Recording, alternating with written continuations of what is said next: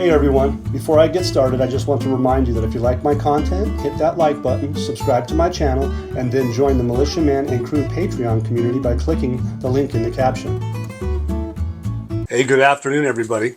Just wanted to say hello again, and it's Thursday, and I want you guys to know that everything's getting good, it's exciting, and we'll just jump into Samir al-Nasiri. He's an advisor for the central bank and others, and his point of view is, the article says, why is the US dollar exchange rate fluctuating? And there's at least 3 or 4 paragraphs to get into the meat and potatoes, but since I just want to move into what I believe is what I want to focus in on. He says most traders who obtain the US dollar at the official price from the central bank, they sell their goods in local market at the black market price, as well as the lack of global correspondent banks previously dealing with our banks, and accounts were not open for them in the currencies of countries with which we have extensive trade exchange, such as China, India, Turkey, and the Arab Emirates. So anyway, the black market becomes part of the issue. We're going to talk a little bit about that in another article, but among the axes of the strategy are organizing foreign trade financing, building new international understandings with global banks, and opening accounts for banks, correspondent banks. We've pretty much seen a lot of that already in the past for quite some time now. As more than 30 accounts have been opened with American, Chinese, Emirati, Turkish, and Indian banks, okay, that they expect within the next couple of months, the number of these banks, correspondent banks, will increase due to the efforts made by the central bank to provide assistance to them in a coordinated and with targeted correspondent banks. But as we get into a little bit deeper, is what is interesting is that opening dealings with local currencies such as the Chinese yuan, the European euro, the Emirati dirham, the Turkish lira, Indian rupee in foreign transfers with the aim of reducing the demand for the US dollar. In addition to taking measures in cooperation between the central bank and the government to comprehensively expand Iraq's digital transformation from the cash economy to the digital economy, and to stimulate the use of electronic payment tools. So all of this you've heard before, all of it we've been seeing happening in real time. Okay, so this strategy that they've been working on aims to put pressure on speculators dealing in cash dollars in the black market and limit their activities that harm the national economy. So the black market basically harms the economy. So that's not going to sit well with people that want to move forward. Okay, so which was discussed with the Prime Minister's specialized economic meetings, probably at the Ministerial Council of Economics meetings, in the presence of the Ministry of Finance, the Governor of the Central Bank, advisors, directors of government, and private banks. So I'm fairly sure that's what that's talking about.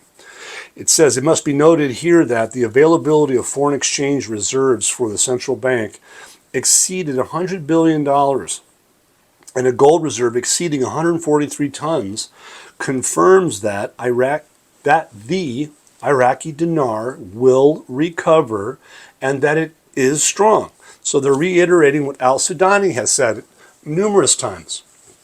The dinar will be stronger than the dollar. Okay? This just says that the dinar will recover and that it is strong. Well, 1310 is not strong in comparison to the dollar. It's 0.007643. That is very cheap. That's a sub-penny, just like I told you, stock market, sub-penny stock. Their currency, talking sub-penny. All right. It's going to change, in my opinion. It says the local currency in circulation is covered by foreign exchange reserves, which is over 100 billion, and the gold. Okay, so it says, in addition to the other executive measures that have been taken to support and stimulate the local product and control the monetary market and the commercial market, which will control the exchange rate, right? As I expect, per Nasiri, I expect in the near future. So they're going to have control over the market, the commercial market, and they're going to have control over the exchange rate. And what does he expect? He expects it to be in the near future. He can't tell you exactly what day because that's not his job, but it could be at any time. It's unbelievable. Because they're talking about the implementation of these major projects. They're going to need the money from the investment side of things for those things. So to see al-Nusayri, to get to this point at the end of the day, the dinar is going to recover and will be strong, as there is support through her foreign exchange exceeding 100 billion, gold holdings over 143 tons. I'm pretty sure it's over $2,700 an ounce right now, you guys. So, do some math on 143 tons. See what that comes out at. Okay, so basically what I'm saying is that it supports Nusayri's view. And interestingly enough, those reserves, that 100 billion in the gold, it doesn't even take into account many other components of Iraq's non-oil income streams. The black market, as you can see, is having pressure put on it now, and it's going to probably cease in the near future. They said by the end of the year that the dollar auctions will be gone anyway, but between now and then they've reduced it to well over 95% of all transactions are done outside of the black market. And it basically, Saleh and I believe Nusayri have said that the amount in that black market is relatively insignificant, but it's still affecting the citizens. And so they're going to probably put some pressure on there and keep at it. So basically, when the Iraqi dinar gets its real effective exchange rate and it's out on the Forex internationally, I could probably say that there's going to be some folks that they were warned about having heavy and severe losses. Look, they've been warned more than once. If they're still in the black market at this stage of the game, they're probably going to get punished for it, and that'll be on their hands. They're doing what they shouldn't be doing. The black market's not supporting the economy, and they're basically being greedy, taking advantage of people, and it's not going to look very good. But that's what they do. Okay, financial expert says here, Iraq must take several steps to transform its economy from a rentier to a multi-revenue economy. Like I said, multi-revenues. They're going to have, above and beyond their foreign reserves to support their currency, above and beyond their gold, they're going to have that multi-revenue economy, those non-oil stuff, plus incentives. They have sovereign guarantees. Now here they're talking about expert Safwan Qusay. He says the current tax reform process must be consistent with the necessity for the investment law to be compatible with the tax law, indicating that Iraq inherited a set of tax laws related to their central economy. So the process of updating them is related to the requirements of global investment that will increase the ability to attract investments and require stability in these laws. It's going to stimulate the ISX too, you guys. Okay, it says Iraq does not need a process of reviewing the rates, but rather needs to comply with international financial reporting standards so that the values appearing in the financial statements are the reality of their income. So he goes on to say, we need to expand the tax base, review the tax allowances in a manner consistent with the purchasing power of the income of the earner. We need a process of twinning between local and international laws with direct supervision and what the investor desires, so which we can restore the tax law sector so that Iraq has an attractive investment opportunity away from the process of subjecting these indicators to laws that are not characterized by sustainability. Okay, goes on a little bit further. It says we need to transform the informal market, which is the illegal market, to a formal one, because that will pave the way for building a non-oil economy. And if you don't know what a non-formal market is, I'll get to that. It says, look, the pressure lies within the black market. It is an informal market in that it's a requirement, effectively, by the IMF to rid themselves of the black market as much as they possibly can. The fact that this theme they're talking about it now with experts and advisors, the Prime Minister's advisors, today is another pattern of progress, meaning that they have it on the mind that they're going to eradicate it to some degree, or flat out get it done when they revalue their currency with a real effective exchange rate. There shouldn't be a need for the black market, but we'll see. The informal market is a market that operates outside of formal regulatory oversight. Okay, so you guys pretty much get the picture. Informal markets are often characterized by a lack of documentation, limited market transparency, and illegal activities. So we've been hammering this home that the black market, the parallel market, has never really, it has an effect on the economy, but when it's all said and done, when Iraq's ready to go, that's going to go away. It says, while the informal economy can provide income for many people, it can also lead to economic instability and hinder growth. The International Monetary Fund says that sustainable development requires a gradual reduction in informality, but this will need to be done through steady reforms rather than attacks on the sector. Hey, another good article here is Shia al-Sudani held a meeting on today, Wednesday, with the delegation from the International Finance Corporation, and it is to follow up on the Baghdad International Airport Development Project. You guys got to realize that what has he been saying? He said that, and I told you about this yesterday, that the COM meeting, the Council of Ministers, talked about infrastructure, completing projects, major projects. The airport, IFC is a component of the World Bank, and I would believe that the International Airport in Baghdad is going to be a very major project.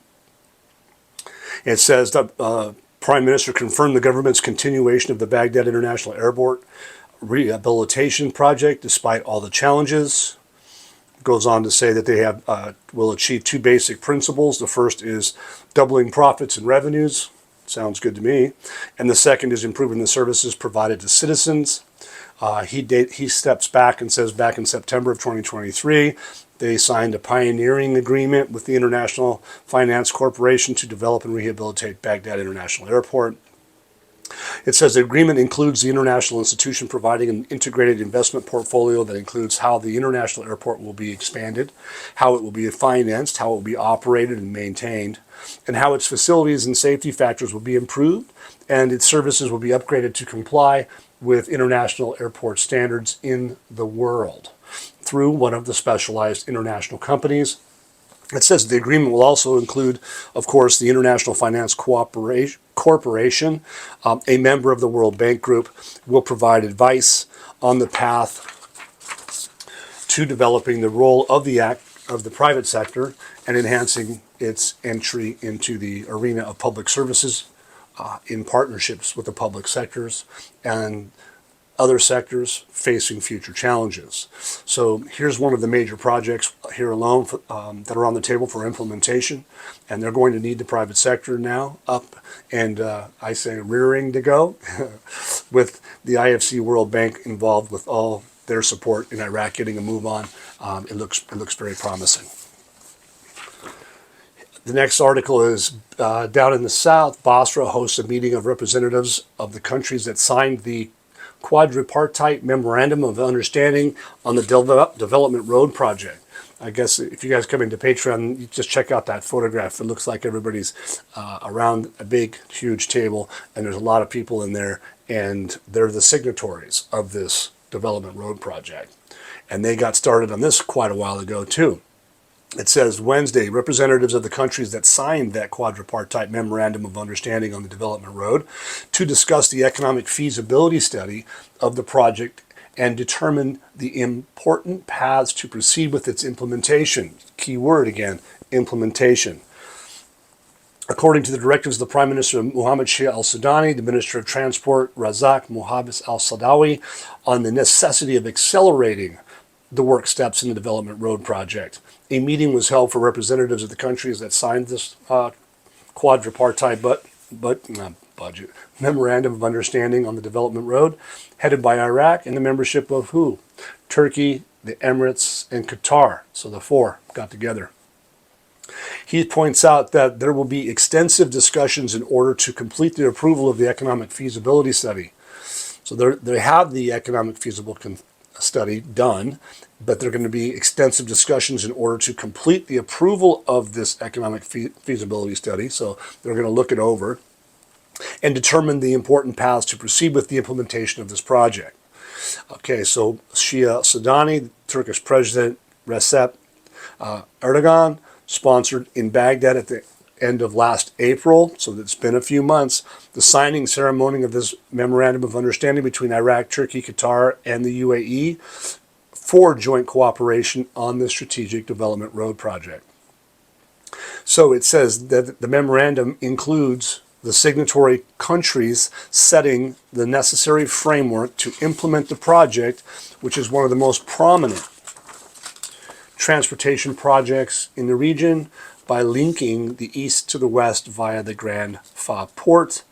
You guys, this is basically where the rubber hits the pavement. They're finalizing the determination of the paths they need to proceed with in order to implement the projects now. The signatories were at the table. Brilliant. As you can see, things are unfolding nicely, and it's just about showtime. Al Sudani, another thing, major project. Just want to finish this up real quick. Health file is one of the most important files included in the government program. It says the importance of integrating the relationship between the executive and the legislative authorities in order to support development plans and programs, and to emphasize the work of parliamentary committees, which provide legislative cover for the health projects that the government is working on throughout Iraq. Hospitals, all that kind of stuff. You notice the pharmaceutical companies are coming in, right? Hospitals being built, all of that stuff. It's going to be able to take care of all those workers and stuff that come in and out of the country for this project, the Development Road Project. Health services are something that cannot be neglected, and the health file represents one of the most important files included in the government program, with 5 basic priorities, which is embodied in the major projects that were opened and completed in the health sector. Notice that? They were opened and completed in the health sector, especially with regard to operation, joint management of hospitals with specialized international companies. So again, at the end of the day, what do we have here? More important major projects Sudani has in his plans. Many were already opened and now completed. A very good sign. So hey, thank you guys for this afternoon. Appreciate you guys taking the time and joining Militia Man and Crew at Militia Man and Crew /MM and CREW. And please hit that like button if you like us, and subscribe. It's always appreciated. And again, for all your help keeping this place up and running, your donations are extremely important to us. So thank you very much. They're very much appreciated. We have PayPal, Venmo, and Zelle.